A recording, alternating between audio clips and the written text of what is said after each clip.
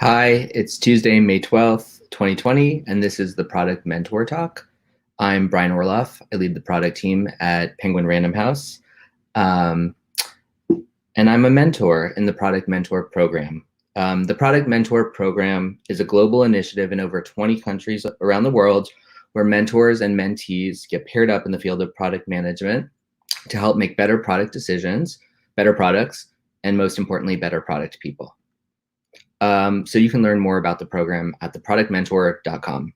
And today I'm going to be talking about customer centricity and really how to evangelize for customer centricity at your company and how to infuse that in everything you do as a product manager. So please feel free to ask questions throughout. I'll be pausing at various times in the conversation to take your questions in real time, post them to the YouTube chat, and I'll do my best to answer them as they come in. So without further ado, we're going to get everything set up and I'll get going. So as I mentioned, today I'm going to talk about how to be a customer-centric PM and mean that. What does that actually mean? But first, I want to tell you a little bit more about myself. Like I said, I currently lead the consumer product team at Penguin Random House, but I've worked across my career at different companies like Shutterstock, CBS Interactive, and ABC News. And really the through line for me has always been that I've built products at scale that are consumer facing. For me, what really motivates me is building products that inform, entertain, provide utility or value, and in one word, kind of make someone's life better, right? So that's what I'm looking to do, and that's really what inspires me. So I really try to evangelize for the customer in everything that I do, and talk about that with my team, because I do believe that product managers are customer advocates. That's kind of our role. I know lots of companies define the discipline differently. It may mean different things in different places, but for me, one of the things I like to emphasize is that we're really intended to build things that meet real consumer needs, and they need to be validated based on lots of different practices that I'll be talking about today. And I should also say that while I have worked traditionally in consumer-facing products, I hope that there'll be lots of pieces of information that will be useful for folks who work, on B2B platforms or in any different contexts. So just to give you a little bit more context about today's talk, we are going to talk about how to become a more customer-centric product manager. This is really meant to generate thought, and I'd love questions and we can have a discussion, but there's no really silver bullet here. I'm not going to be giving you lots of prescriptions, although I will be providing, I hope, some practical advice. But I want you to think about ways in which you can adapt this to meet the needs of your team based on your resources, based on what you do, and based on what you know to be true. So there will be some practical tips that we'll be talking about, really about how you can try different tactics to bring the voice of the customer into your day-to-day practice. And as a result, I really hope that it means that you'll become a more data-driven product manager, because that's what a lot of what we're talking about is. It's data. It's more information that you can use to inform the decisions that you make. And really, I hope that it solves a cardinal problem that we all have, which is how do you validate your roadmap against the needs of your users? So that's the context for the conversation. So I'm going to get started, and then we'll stop for some questions early on. So, I have to laugh at this. I'm sure this resonates with folks who are watching. This is a common refrain, right? We obsess about our clients. We put the customer at the center of everything we do.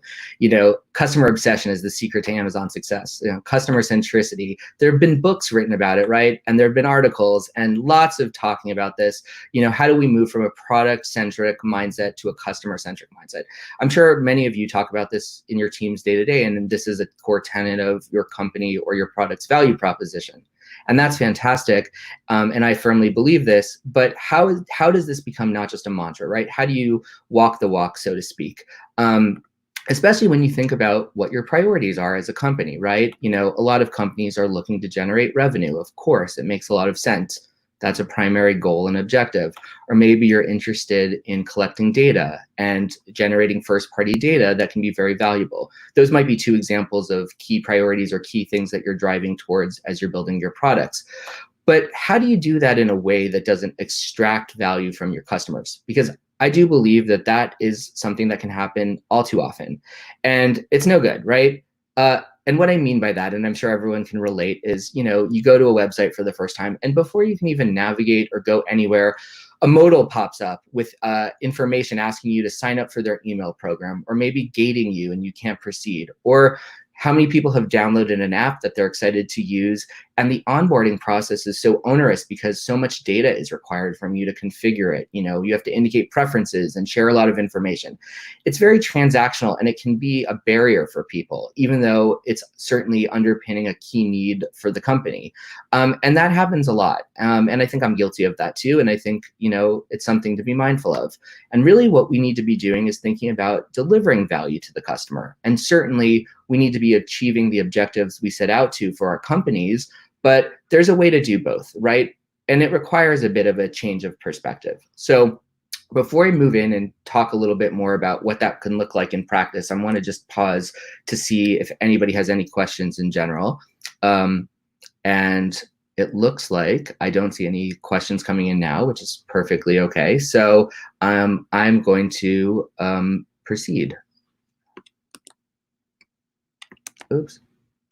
First, I'm going to try to just take down that banner if I can, since you all know that you can ask questions.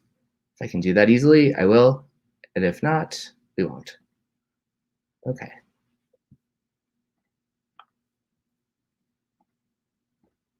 Let's take that one off. Okay, great.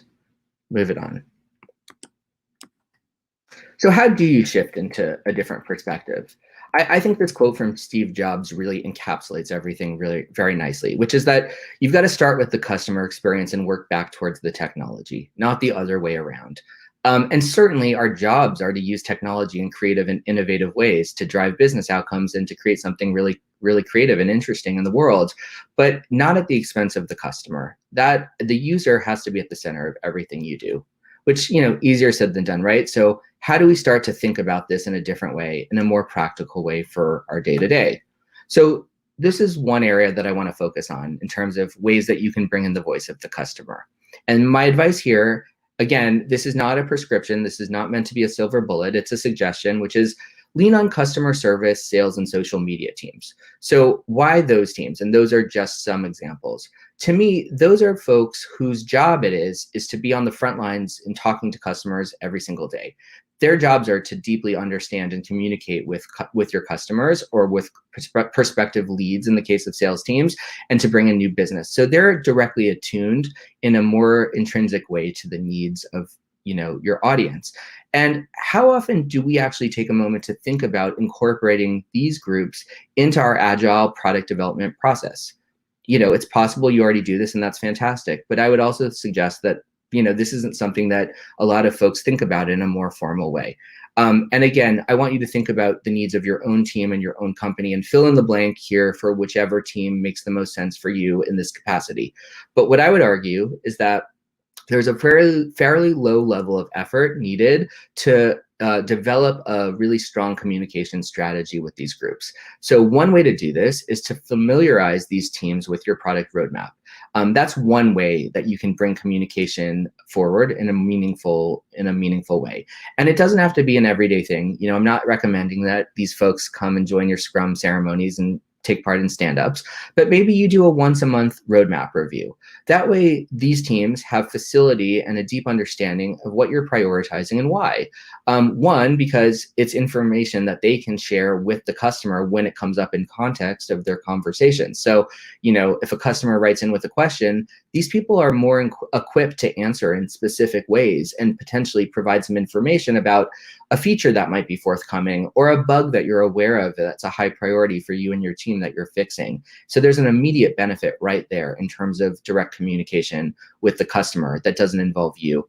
But I also think it's a moment for you to take in their feedback. So think about how you can build a feedback loop in real time so that you can receive useful information from these teams as proxies for your customers. That way, you don't have to endeavor to speak to every single customer, but you can leverage a resource and a team that is already doing this on a daily basis. And I can give you a practical example of how this can help. So there's a really easy way in which you can rely on these teams to help you troubleshoot production issues, for instance. So to give you an example, I mentioned for a time I was working on I own streaming video products, and I build apps for Xbox and Roku and Apple TV. And one of the challenges with those products is that the videos are encoded in multiple bit rates. So depending on a user's device and internet connection, they're watching a flavor of the stream that's specific to those factors that I mentioned. So for me, when I'm in my office on a wired, very fast Ethernet connection, I'm not always able to understand if there's maybe trouble, going on, technical problems that we're having with our live stream, for instance. And, that's not to say that we didn't have robust active monitoring in place. We did all of those things. But I guarantee you that the easiest way to find out about that was when a user would tweet at us and say, I'm watching on my Roku right now and there's issues with the live stream. So first of all, having a relationship with the social media manager or that team enabled a much quicker resolution to the problem and enabled me to start to bring in the right people to troubleshoot. I would also suggest that if you have an established relationship with these teams, you can help to train them to answer questions in a more self-service way up front. So in this case, the social media team knew to ask a customer via DM, for instance, to get more information about the device and their internet connection, so we can much more expediently troubleshoot. And so not only does this help in this example diagnose an actual technical problem, a production issue, which we may have been unaware of, or we became aware of more quickly, I should say, but I think the most important theme here for me is about making sure that the customer feels heard. So this is a great opportunity in which you can make a connection with a customer that positively impacts your brand. I mean, think about it. Think about large or mid-sized companies that you interact with on any given day, and how you can feel disconnected from them as an end user. If you are able to respond actively to a consumer, even if you can't solve their problem, but you can say to them, thanks so much, we're working on this, or we're aware of it, that's a huge positive, and it's not something that a lot of teams or brands think about. And I think as a product manager and as your product team is thinking about how you're prioritizing your work, it's really important to think about how you can bring in and leverage other folks within the organization that may not be the first people that you think about within your Agile team as you're building out your roadmaps and you're doing your day-to-day work. So that's more about how you can lean on customer service, sales, social teams to help bring in the voice of the customer and to create a dialogue. I'm going to take a pause now again and see if any questions have come in. Great. Okay. Let's see if I can click on this. So question from Sean, do you want these teams to share the roadmap with the customers, and do you see any downside to this? That's a really good question. I would suggest that, yeah, it's probably not prudent to share your roadmap directly with the customer, just because, as we all know, there's a lot of variability. Things can change. It's very possible that, what you've prioritized one week may change. But I do think at a high level, the theme is how can you empower these people to have information that they can share with the customer? So, I do think that's a great question, Sean, and it's something to think about. And I think you need to be very specific about what is quote unquote public knowledge and what you think is just information that will help provide context and useful information for the internal team. So in this case, it's kind of a use your judgment. I think every individual knows what's best and what makes the most sense for them. But that is that would be how I'd respond to that. So thank you. That's a great question. Okay, fantastic. I'm gonna go back into the next tip. Very similar theme. So this is, about, again, bringing in the voice of the customer. So in this case, my suggestion here is to read and respond to the customer inbox. So, this is a bit of a joke, but sometimes we have these often neglected inboxes, it's sort of a convention, of course, and it's a necessity that you have some way for a consumer to contact you, whether it's like, in the footer of your website or somewhere in your app. So first of all, just take a moment to think about the fact that that mailbox exists if you haven't. Just take a pause and think about that. And then think about, do you have somebody that's focused on answering that? Maybe it is your customer service team and you have a robust infrastructure in place. But more often than not, especially on small teams, sometimes the product manager set this up as they're, getting things ready to ship and,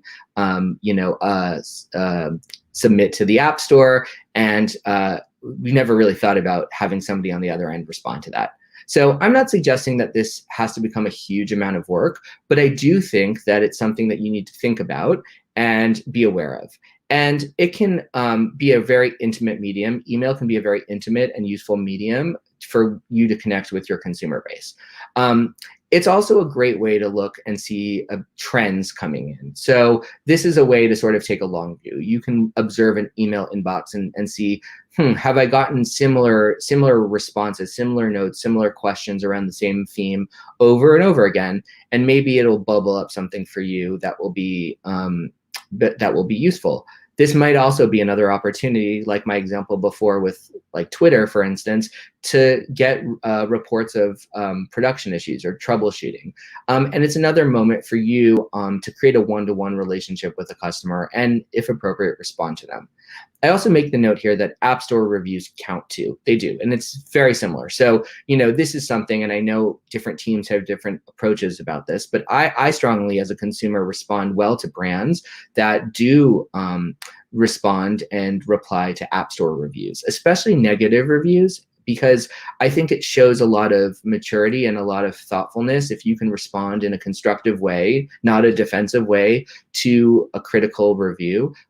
Because we should be open to that kind of feedback, and it's very useful, and good ideas come from all sources. So I would say be very open to all of these mediums. Okay, I'm gonna pause here and just see again if any questions have come in. No more questions, which is totally fine. So I'm gonna continue. If you have questions, please don't be shy. Okay, so here's another example about how to bring in the voice of the customer. In this case, my suggestion is to find opportunities for spot feedback in context. And context here is really the key for me. And so what do I mean by that? So many people, I'm sure everybody's experienced this once or twice or more, where they go to a website, for instance, and they see a persistent feedback button that's, hovering somewhere on the left or the right side of the screen. Or maybe you've bought something in an e-commerce experience, you've checked out online somewhere, and at the end of your checkout process, a modal or something will appear that will ask you to very quickly and succinctly rate what the experience was like, provide some instant feedback. To me, this is a really valuable tool. Again, this is a qualitative measure. Based on my experience, you don't always get a substantial number of responses to these tactics, but they're useful nonetheless, directionally, and also to help improve something specific. And the reason I say that is because at the moment, it doesn't require a lot of work, if you do this right, for a consumer to provide some semblance of some feedback that could be useful, especially if you think about multiple choice or emoji sort of sentiment gauging. There are a lot of ways to do this, though there are a lot of tools that exist, and there are a lot of homegrown solutions that really are meant to be quick and easy for a consumer to respond to something. But the context is really the most important part, because it's situated right in the moment of an interaction. So it doesn't give the user space in between to forget or to have different kind of emotional response. It's really a gut check, and that can be really valuable. And there are a lot of tools that you can leverage to do this. Zendesk, if you use Zendesk, for instance, for your customer service, you can embed widgets on your site pretty easily to collect this kind of feedback. Or SurveyMonkey, you can deploy contextual spot surveys and embed HTML experiences within your site. Or even maybe your CDP, your consumer data platform, would allow you to do, I guess, what I would call more A/B testing, some light A/B testing, and serve a certain experience to a specific audience if you wanted to collect some information or some feedback, or to test something out. These are all qualitative means, of course, but they're just examples. And I'm not suggesting, although all of these companies and tools are fantastic, and I've had experience in my career using all of them, and I really like them, I'm not saying go sign a contract with any of them, because you can think about ways that you can do this too, or that your dev teams can do this. I think the feedback loop is very common, the thumbs up, thumbs down, especially if you've got a data science team or you're working with some sort of machine learning or algorithm. Of course, that's also a meaningful way to feed and teach that, but it can be fairly superficial as well. And of course, you should consider email options, especially if you have a robust email marketing program in play. The contextual experience needn't happen on site. So take my e-commerce example. Okay, if you can't deploy something within the checkout experience, A user certainly gets an order confirmation, I would hope, I would imagine, maybe not, hopefully. And that's another moment. It's still sort of, they're primed to provide some feedback and response. So in that contextual moment, at the end of the email, you could always link them to somewhere where they could provide you a little bit more information. Again, I think the idea here is not that you're going to uncover a wealth of information potentially that would be, make you blow up your roadmap, but these are moments, these are nice touch points to really focus on something very discrete and ask for a little bit of information that can help you sharpen. And once you have that information, you can incorporate that into your process and think about how you can validate or test that out or iterate, maybe tease out what the implications of that feedback is. But if you haven't even opened yourself up to it, you're closing down a potentially valuable channel. So within your own resource, whatever your resources allow and afford, I would encourage you to think about this. Okay, stopping for questions again. Okay, no more questions, totally fine. Glad I'm able to answer everything for everybody. Just kidding. Okay, let's keep going. So here's another example, and this is more of a meaty one, so I'll spend some time talking about how to prioritize your user testing practice. So you might be saying, but wait, like I'm a product manager, I'm on the product team, I'm not on the UX team. I think that's a fallacy that I'd like to clear up, or at least talk about. If people disagree, I'd love to hear that. But I don't think that user research need not only be owned by UX teams, especially if you have a small and scrappy team. This is an area where product teams can really shine, especially if they do have an affinity for research and an interest in it. And before we get into like all of the in-depth here, I would just say, just like everything, scale this to whatever makes sense to you, your team, and your organization. This doesn't have to even really be a robust, test. We're not necessarily even talking about having clickable prototypes that you put through all kinds of rounds of validation, although I found success with that, and I would highly encourage it if you can support that in your process. But, it might be as simple as sharing what I would call a quote paper prototype around your office. So going back to my first example, you have people in your office who can be proxies for your customers, like your customer service team or your sales team. When you're in your ideation phase and you're doing discovery, how often do you go reach out to them and brainstorm or bounce some ideas off of them with your idea? Maybe it's a sketch. Maybe you do have a loose wireframe that you've put together, or someone on the UX team or your design team has put together. This is an early way for you to start thinking about what I would call solution validation research, right? Am I solving the right problem? Am I thinking about this in the right way? This is not, full-on usability testing, which will come later in your process. This is really upfront, and it needs to happen iteratively and repeatedly. So, you need to be continually checking in on, as you're making progress with an idea, am I doing the right thing? Am I moving in the right direction? And there are low fidelity ways to do that, like I was just suggesting. There are also digital tools, of course. And again, just like I said before, I've had great success using tools like usertesting.com, Try My UI, Validately. But again, you needn't go out and sign a contract with these companies if that doesn't make sense to you.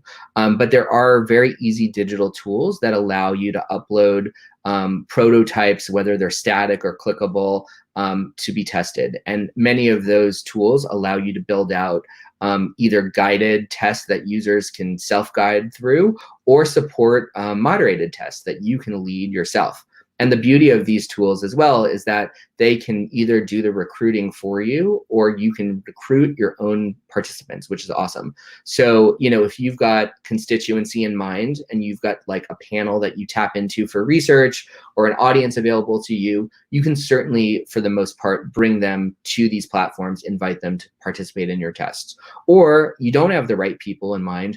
A lot of these tools enable you to answer some questions, to build a segment of an audience that makes sense for you, and they can handle the recruiting for a nominal fee. Usually it's like 10 or 15 bucks per user, and you're off to the races and you can start testing. But I would also say there are a lot of tools, like we live in very much now a video conferencing world. So how can you use Zoom or Skype or Slack even to connect with customers? It doesn't even have to be super involved or challenging. In fact, I would suggest you want to create the fewest barriers for a consumer, right? So, think about how you can enable them to participate without having to download all kinds of software or an app or anything. You want to make this easy for them because they're doing you a favor by spending their time answering your questions. So I'll give you a real example here. We have a loyalty program that has been launched for a little over a year, and we were really excited to know a few months after launch how customers were experiencing it. And what I mean is we weren't necessarily interested per se in how they were using it. Like, again, not really the usability, although it is always fascinating to watch somebody navigate an experience that you've built, but really to gauge sentiment. So what we did was we actually looked at the highest point earners at that time, some of our super VIP customers, and reached out to them and said, hey, do you have a little bit of time to participate in some research? We'd love to talk to you and pick your brains. And we got, really positive response. This is a small sample of people. It's 8 or 9 people. And in this case, we set up Zoom calls with them, and we did screen shares, and we really just had them talk us through their experience because, yes, we did watch them navigate, but we let them kind of narrate. And so I think the key to all of this is that you need to stay out of the way. You don't want to ask leading questions. You need your questions to be incredibly open-ended, and you need to listen. So that also means not being afraid of some awkward silence sometimes. Just take a pause and see what happens. Because people are going to fill in the blanks and they're going to answer for you. You want to let the consumer or the user really draw them out and let them talk freely. And so that is really the opportunity here. And it's fascinating what you'll uncover. And the beauty of a lot of these practices is that you do have a tangible artifact. You have a video recording if you get the user to consent, which often they would. You should for sure ask them for permission up front, or an audio recording or something. And I would highly encourage that you do that. That way you're not worried about taking notes throughout. You can fully be present in the experience and really be listening actively. And then you can watch later, because you're also going to pick up on a lot of really interesting and useful cues. You're going to pick up on verbal cues, and you're going to pick up on body language if you're in person with them, or if they're sharing their screen and you can see their face, or certainly their tone of voice. And that's going to tell you a lot, and it's going to be a lot more meaningful than looking back at some notes you've taken later on and not remembering the context. So that's what I mean about building in solution validation research early into your discovery work. Don't wait until the end. Do not wait until you're ready to roll something out and you're going to do some usability testing to make sure it's intuitive. Check at every stage and keep checking to make sure you're doing the right thing. And build this into your process and talk about it with the other folks within your agile teams. Talk with them about this too. This is really interesting context, and based on my experience, teams, especially developers, in my experience, love to get this information. It's really rewarding, or it may expose something that's really interesting for you all to discuss and talk about. So I would say that's really useful. And then the last point I would make on this note is that, like I said, you have a tangible artifact that has come out of this, which is fantastic, because you can quite literally bring the voice of the customer into your internal conversations. How many times have you had a conversation with a stakeholder, maybe somebody on the executive team, and they've asked questions or they've had a really strong opinion about something, and you just want to be able to have a well-rounded conversation that's not emotional, or that has some data that you can bring to bear to help convince them. Maybe you're not right either, maybe they're not right, but you want to bring in a different perspective. This is where having this user testing practice in your back pocket is very useful, because it's quite effective. And I've done this many times. I have folks on my team who do this all the time. It's really, really useful in the context of a larger meeting or review to play a quick video clip of a consumer talking about an experience. That really hammers the point home, more so than, I think, even the most buttoned up, data-driven, convincing argument that you can make or someone else on your team can make. So use that as an effective tool when you need to navigate tricky conversations that you're having with teams. Okay, looking to see if any questions have come in. And I don't see any new questions, which is totally fine. So we're gonna keep rolling. Okay, so here's a question. So right now we've been talking a lot about qualitative approaches, and not at scale really. So, these aren't meant to be statistically significant techniques, although I guess they certainly can be, but a lot of this is directional qualitative research that you can do, again, to really arm you with information, with data, so that you can use your judgment and make good decisions, but just have a different perspective to lean on. So this may seem a little bit strange when we're talking about the voice of the customer, but I would suggest that adopting a regular A/B testing process is a way to do that. And I should also add here, you should be leaning on your web or app analytics that you have in place, hopefully you have in place, because you do want to for sure incorporate quantitative measures, and you want to be able to look at behavior. That tells you a lot, but that doesn't tell you the whole story. So this is another way to do that, and it's a way to do it in a more statistically significant way. And it's a way to think about testing and exposing motivation, I would say, if you do your test correctly. So yeah, simply put, regular A/B or multivariant tests provide quantitative information to complement qualitative research. And I think too, again, similar to, it's about habit building. So if you build a roadmap of A/B tests and you weave these into your sprints, you have the consistent and iterative opportunity to improve. You just do. It's very simple. And not every test is going to tell you everything, solve all your problems. But if you build up a practice, this just becomes rote in a way, and it becomes part of improving always. And it needn't be about a big feature. And I would also say, apart from looking at things like conversion, if I change this CTA to this one, if I make this button look like this, however complex you want to get or simple you want to get, it doesn't have to necessarily even just be about a transactional thing. You could use an A/B test to actually uncover motivation and maybe unlock a bigger opportunity for you to discuss. So I'll give you an example here, which is to say that on one product I worked on, we do sell directly to the consumer, but through the use of affiliate links. So meaning we can send consumers to other e-commerce experiences to buy our product. And so the presentation was a little bit muted because, there were other things that we wanted consumers to do when they came to our website, and things we could learn from them and other value we could provide. So my question was, from a UI perspective, is there a reason we made the decision we did to present such a muted presentation of the buy button? Is it because we feel like consumers don't really want to buy, or is it because we don't feel like that's important? How can we figure that out? So in this case, I wasn't sure. It's like a chicken or egg thing. Is the reason that we arrived at this solution because we already tested this out and we were like, okay, our audience is not interested in this? Or did we say, we don't really rank this as highly, but we don't know what people want to do or not do, so we're gonna, just present these buy links in a kind of muted fashion. So what I did was work with our design team and come up with a very, very simple change, right? A more expressive presentation of those links that was a little bit bolder, that we A/B tested against the initial one.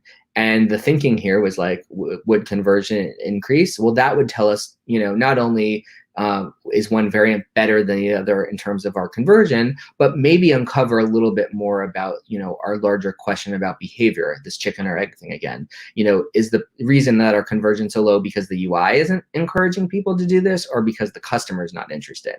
And so, the test proved out in the end that the more bold presentation converted higher, no surprise. And guess what? We rolled that out and we saw an increase in our affiliate sales, which was fantastic. And I think we felt more comfortable that this was the right approach, not only because conversion was higher, but because people responded to that. And so this is a way to kind of use a quantitative measure to also give you a little bit more narrative information. And of course, if this was a deeper and a much larger conversation, we would do things differently. We could complement this research with other research, like I mentioned before. There are a lot of tactics to employ. So this is not like a one size fits all and be done with it. This is just about marrying up different approaches. Okay, I'm gonna take a pause and see if any questions have come in, and we do. How do you suggest, okay. So it looks like a question has come in from Patrick. How do you suggest PMs working with air-gapped products approach getting these concepts? So Patrick, actually I have a question back to you. Sorry, this is my own ignorance. Can you explain a little bit more about what you mean by air gapped? I'm happy to try to respond, but if you just give me a little more context, I will tackle that one next. So I'll take a peek back if you're able to just provide a little bit more information, or you can reach me offline and we can talk about it. But I'm wondering if what you're asking about is, if you are like pressed for time maybe, or you need to move quickly, how do you think about weaving in these tactics? And I would just say it's about intention. It's not about doing all of these things all at once, all the time. It's about taking small steps to move forward, to build up some practice. Okay, so those were most of the practical tactics I had to offer. So I want to summarize a little bit and talk about how all of these things add up to driving outcomes for you. And again, just to recap, I feel like, what we've been talking about here is centering the customer in everything you do. And I think this quote from a marketer really kind of encapsulates that. So let's pull it all together, right? Because I gave you a handful of, I hope, practical techniques. You can adopt them at will. These are thought starters. Just bring them back to your teams. Think about them. So I should have said this all along. I hope it's evident, but I want to make it explicit here. As a PM, your job is to aggregate a variety of data sources, right?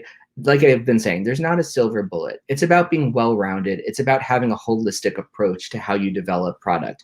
So I would encourage you to lean on all data sources, and not at the expense of your own judgment, experience, and intuition. There's a reason that you're in the role you are in, I would imagine. So think about all of these as ways to supplement or augment the data that you have. These are all data sources that are available to you. So think about how to incorporate them and to use them or not use them as they make sense. So like I said, rely on your product sense.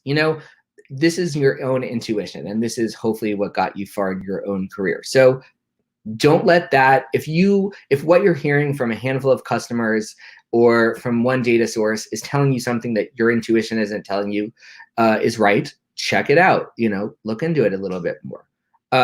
Again, blend qualitative and quantitative data into your decision making. So this is about, using the wealth of information you have available, using analytics that you have to understand behavior at scale, using some testing to augment that and to fill in the blanks, to probe on a unique or specific problem or to get a little bit more information.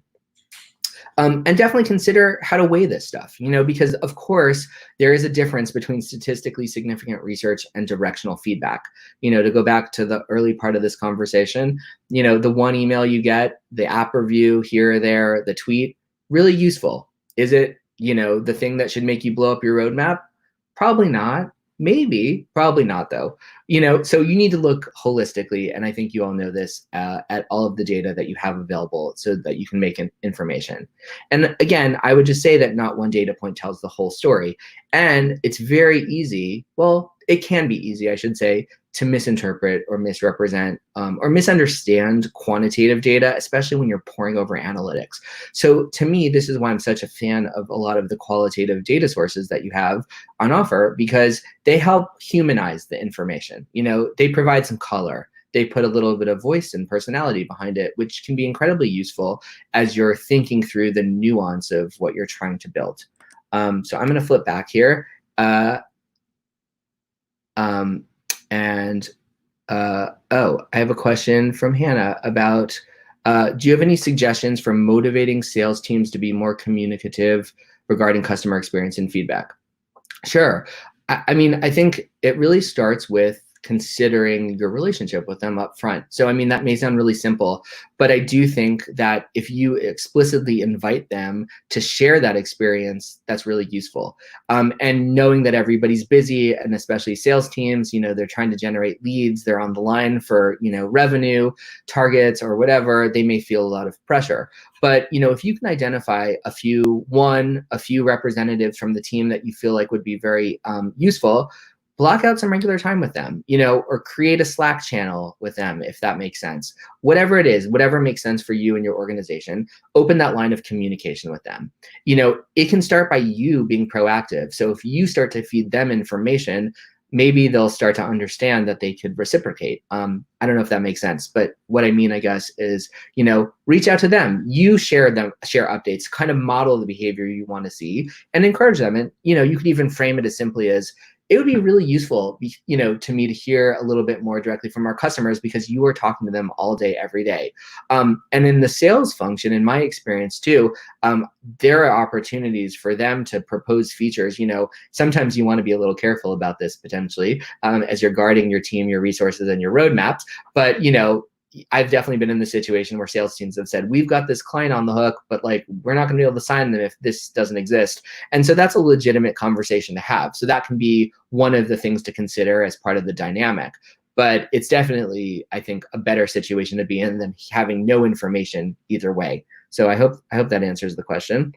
And oops, Patrick, I'm coming back to you. Sorry, you were saying often enterprise software, which is on-prem with no signal coming back. I see, that makes sense. Yeah, I mean, I think that can be challenging for sure, especially as, you don't have users, I guess, in a way that are interacting. So, I'm trying to think, because I'll be honest, this is not rooted in my direct experience, but I would just encourage people in that situation to think about who, again, would be the proxy for the end user, or which teams you need to work with. So if you're a service team and your service is being consumed by somebody else, maybe there's a PM that you could be talking to, or another development team that would have some feedback for you, or for ways in which you can kind of proxy what the customer is. I think it kind of goes back to who is the customer of the service you're building, the product you're building, whatever it is. Think about them, think about how you can articulate that. The other thing is just to get some inspiration from the outside world, which can sound kind of tricky, but I heard this advice somewhere, a talk I went to once, and I thought it was really interesting, which was an e-commerce company, a digital company, and they just talked about the fact that they made space for their teams to actually go to physical stores and watch people shop, which was really interesting because, you pick up on cues and you learn there. So I don't know if there's an exact proxy or if that answers your question, but I would just say, you may have to be creative and think about how to get and garner that feedback. Think about who is the beneficiary of whatever you're building out and how can you speak to them. I'm sorry, I hope that answered the question. If not, we can talk more. Okay, so let's get to the end here. So if you do all of these things, which I don't imagine that you're going to be able to do all of them, but if you try one or two of these things, what are some possible results that you'll see? So if we had to put a button on all of this, here are some of the key benefits, I would say, right? So I don't know if I talked about this at the beginning, but I'm a big believer in the concept of lead and lag measures. Lead measures are really the investment and experience that you take up front. And lag measures are the hard and fast KPIs that we're always measuring, monthly active users, return frequency, engagement rates, revenue goals, things like that. The very measurable things.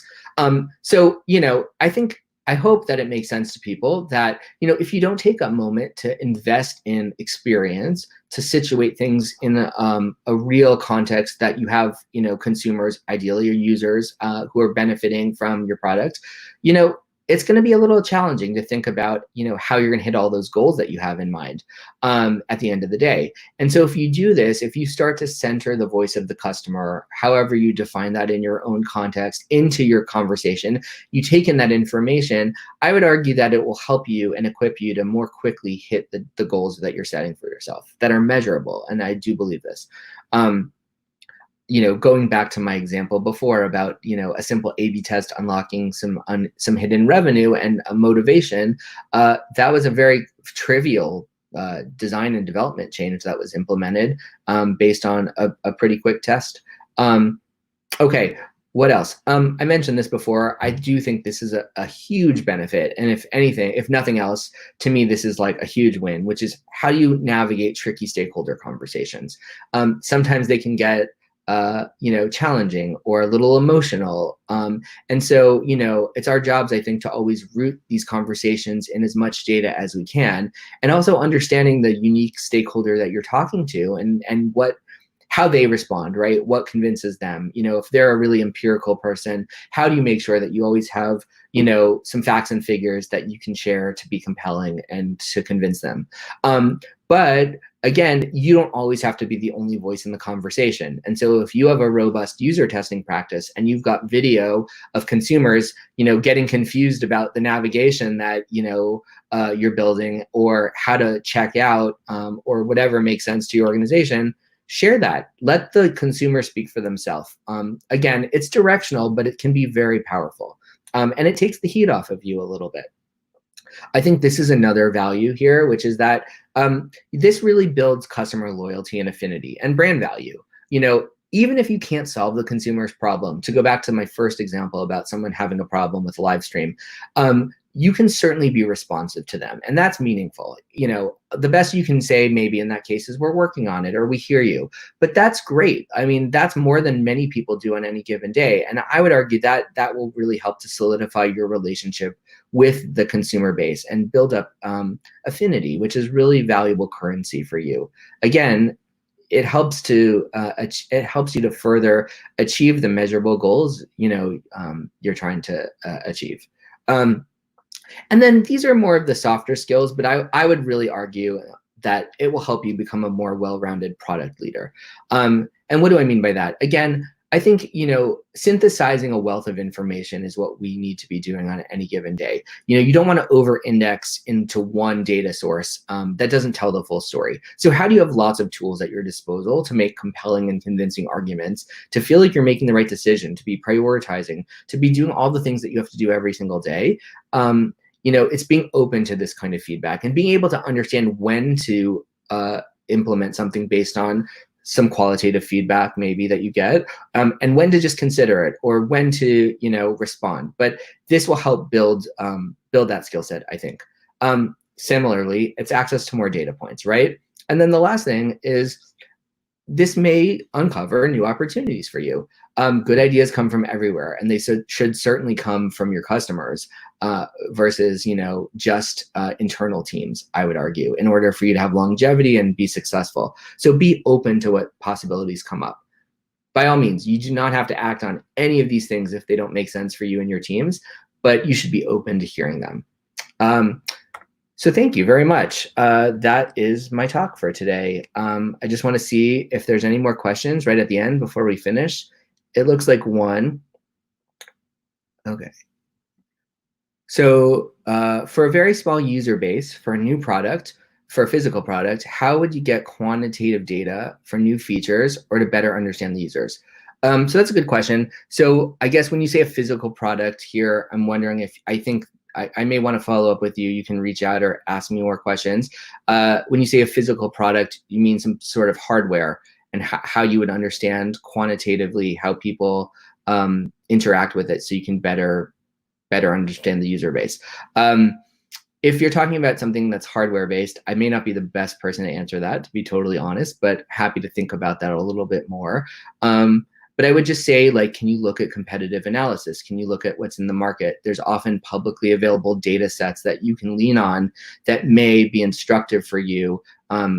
If you want to understand where an opportunity is, and this may not be answering your question, sorry, but you may want to look at market penetration for certain devices if you want to make some decisions about where to prioritize, where to move into.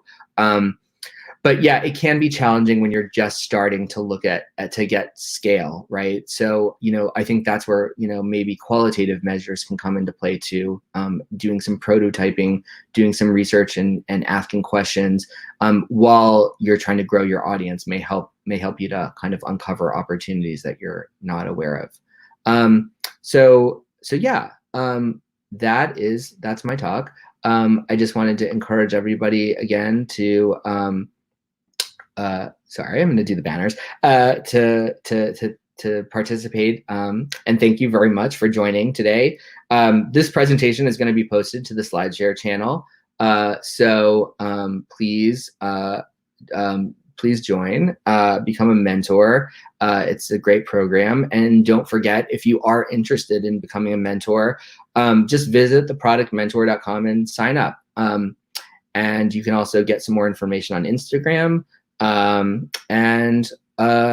If you're interested in posting a job, if you're looking to hire, go to productjobs.com because it's free.